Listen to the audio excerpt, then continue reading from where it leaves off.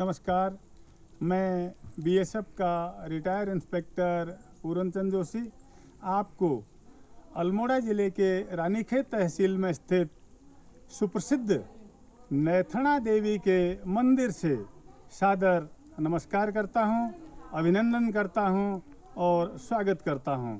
आइए आपको मंदिर के दर्शन कराने के साथ साथ इसके इतिहास की भी मैं जानकारी देना चाहूँगा। और आइए,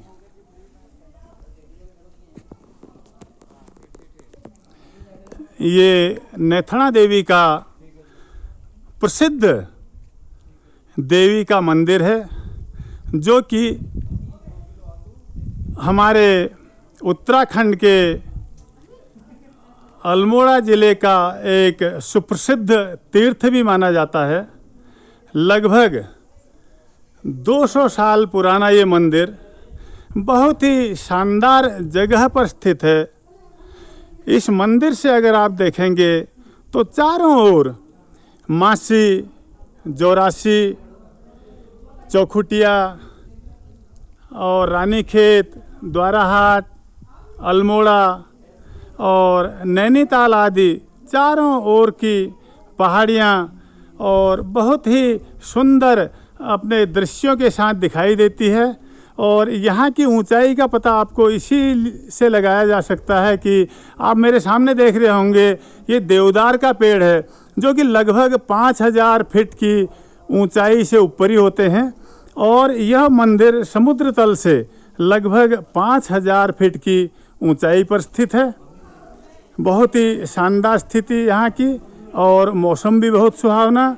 दिल्ली से लगभग 400 किलोमीटर दूर, रामनगर से 150 किलोमीटर दूर और हल्द्वानी से 200 किलोमीटर दूर, चौखुटिया से लगभग 35 किलोमीटर की दूरी पर स्थित नैथणा देवी का यह मंदिर बहुत ही शानदार और भव्य रूप से यहाँ पर बना हुआ है। तो मित्रों, इस मंदिर के इतिहास की भी मैं आपको जानकारी देना चाहूँगा। यहाँ का इतिहास इस प्रकार से है कि जब यहाँ पे कभी आज से लगभग 200 साल पहले झाड़ियाँ और जंगल हुआ करता था भयंकर, उसी समय अल्मोड़ा ज़िले के सोमेश्वर नामक स्थान पर चौड़ा गांव से एक बचीराम नाम के जो पंडित जी थे, वो यहाँ पास में ही स्थित गहना गांव में आए और अपने बच्चों के साथ, परिवार के साथ रह करके जीवन यापन करने लगे।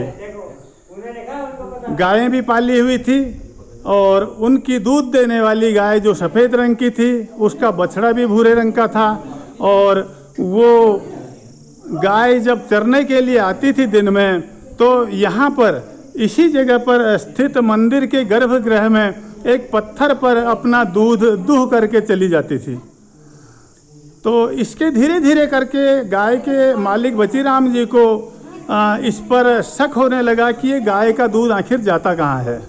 उन्होंने गाय का पीछा करना शुरू किया और एक दिन जब उन्होंने यहाँ आकर के देखा कि गाय ने यहाँ पर इस झाड़ियों के बीच में स्थित एक पत्थर के ऊपर अपना सारा दूध निकाल के दे दिया और घर जा कर के उन्हें बहुत गुस्सा आया।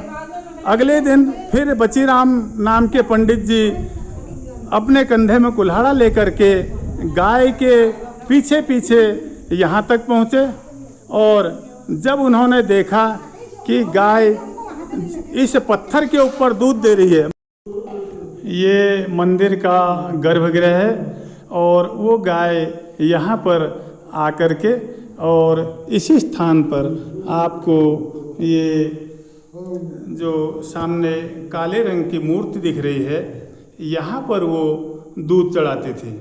और उसके पीछे जब मालिक बचीराम जी आए तो उन्होंने इस पर जोर से कुल्हाड़ा मार करके और उसको क्षतिग्रस्त कर दिया, छिन्न भिन्न कर दिया।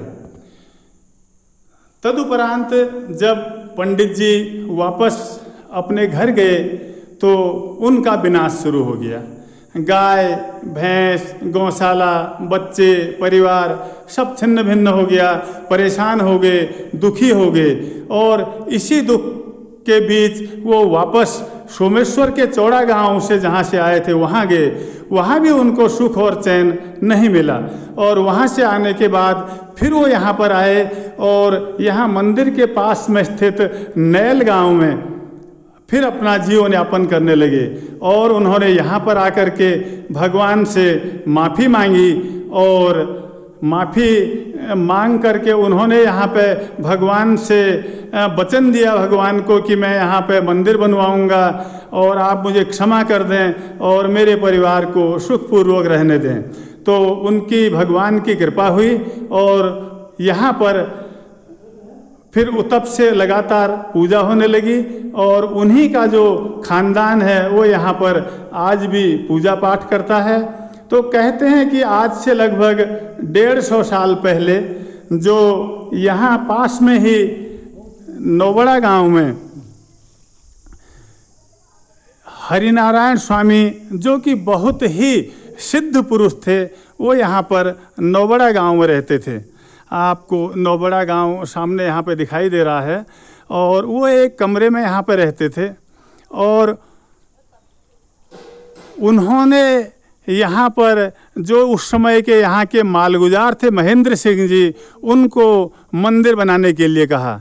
महेंद्र सिंह जी ने सभी गांव वालों से चारों ओर मिल कर के कहा कि भाई यहाँ पे मंदिर की स्थापना होनी चाहिए। तो 1900 के लगभग सन 1900 के लगभग यहाँ पे गांव वालों ने एक मंदिर बनाया और इसकी प्रसिद्धि चारों ओर होने लग गई, क्योंकि यहाँ पे जो भी लोग मन्नतें मांगते थे वो पूरी होती थी।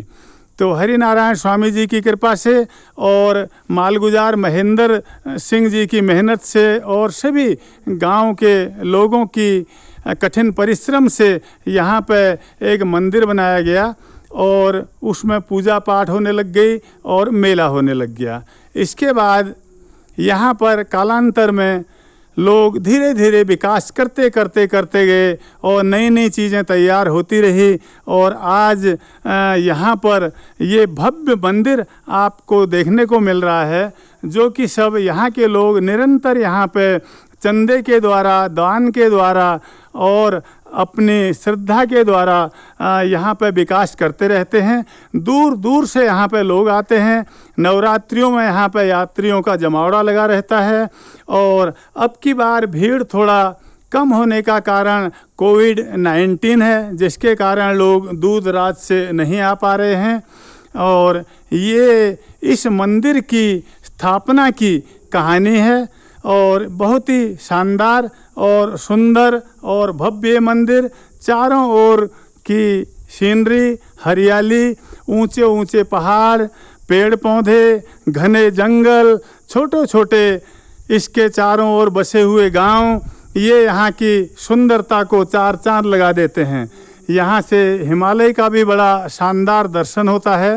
हिमालय पर्वत अभी इस समय जो कि बादल लगे हुए हैं और बहुत ही यहाँ पे हिमालय पर्वत की जो हमारे उत्तर में श्रृंखला है, त्रिशूली, पंचचूली, बंदरपूंछ आदि ये पहाड़ियाँ सामने अगर आप देख रहे हैं जहाँ पे बादल लगे हैं, यहीं पर पंचचूली, त्रिशूली, बंदरपूंछ और बद्री तथा केदार के जो पर्वत शिखर हैं वो यहीं पर सामने जहाँ आपको बादल नज़र आ रहे हैं यहाँ पर स्थित हैं।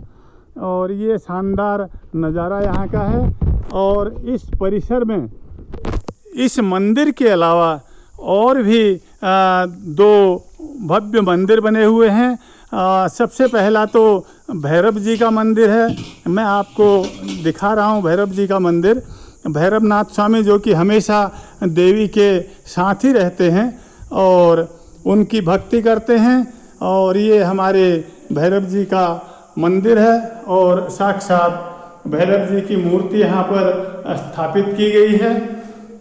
और इसी के साथ में बगल में हनुमान जी की पंचमुखी मूर्ति यहाँ पर स्थापित की गई है। और पंचमुखी मूर्तियाँ बहुत ही कम देखने को मिलती हैं और ये भव्य स्वरूप यहाँ पर पंचमुखी हनुमान जी का है। तो ये दो यहाँ पे भव्य मंदिर यहाँ पे स्थित हैं नेथणा देवी के मुख्य मंदिर। ये कि मुख्य मंदिर आप देख रहे होंगे मेरे सामने। गर्भगृह के बारे में मैं आपको पहले ही बता चुका हूँ।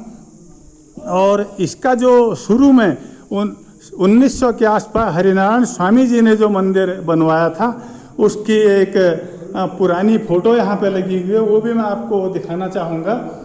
तो ये प्राचीन मंदिर यहाँ पे पहले बना था और ये यहाँ के बारे में विशेष इस मंदिर के बारे में जानकारी थी।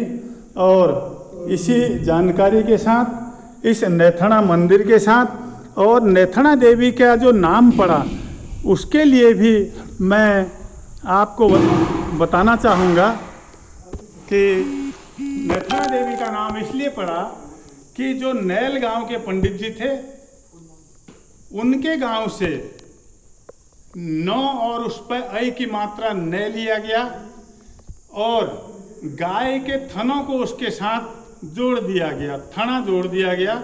तो नेथना जो नाम था वो अभी कालांतर में नेथणा हो गया। तो ये इसके नाम की कहानी है। और आपने मंदिर के भव्य दर्शन किए, भगवान का आशीर्वाद मैंने भी लिया और आप लोग भी लीजिए।